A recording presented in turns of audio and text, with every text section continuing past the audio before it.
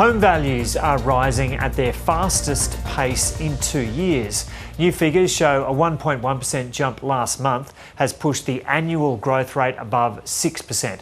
Housing researcher Cotality says the government's expanded deposit guarantee scheme has intensified competition for more affordable properties, and the rise in house prices has already cancelled out the extra borrowing power from lower interest rates. Brendan Coates is the Housing and Economic Security Program Director at the Grattan Institute, and he joins us now from Melbourne.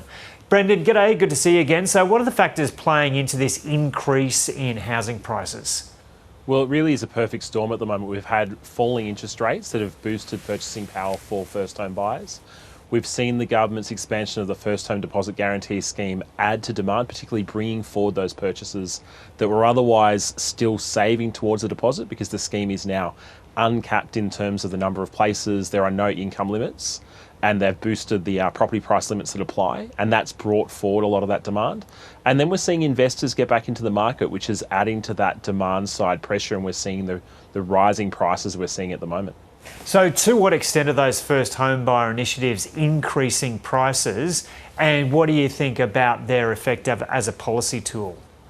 So in terms of the direction, they're certainly pushing up prices, and that bring forward in the short term is really, of those people that were otherwise saving a deposit, is really the big effect of the policy on prices. Longer term, the effect is probably pretty small. I think Treasury puts it at about a 0.5% boost to house prices over about 6 years in the long term, which seems about right to me. But they are policies that put more money in the pockets of first home buyers. This one in particular, the scheme was already available really to anyone that was struggling to be able to buy a home. So those that can now access the scheme, it's really allowing them to buy with a 5% deposit rather than a 20% deposit when they're on above average incomes buying an above average priced home. So you think that's been worthwhile?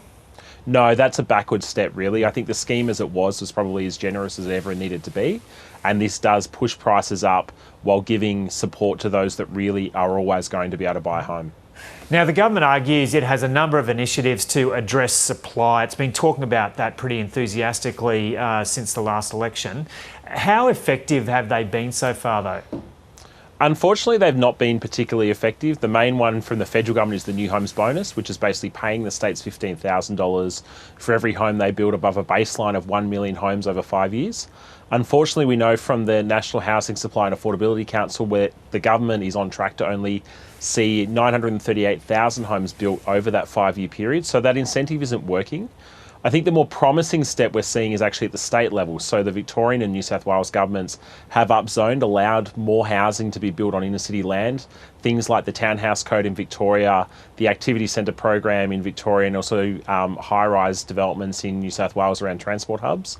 That's much more likely to see more housing built over the coming few years. But it's weighing up against or pushing up against a world where construction costs have risen sharply. Interest rates had been on the increase in recent years, and that's made housing approvals really slow at the moment, which is unfortunate given the rise in demand that we're seeing. And how would you describe the value of homes in Australia now and just overall the housing market? Well, it's increasingly unobtainable, particularly if you're in Sydney. Also now in Brisbane, Perth and Adelaide, where prices have risen incredibly fast. In fact, the one silver lining has probably been Victoria, where in Melbourne house prices haven't risen that much. And for a city that is our second largest, it's actually become one of the more affordable ones in Australia.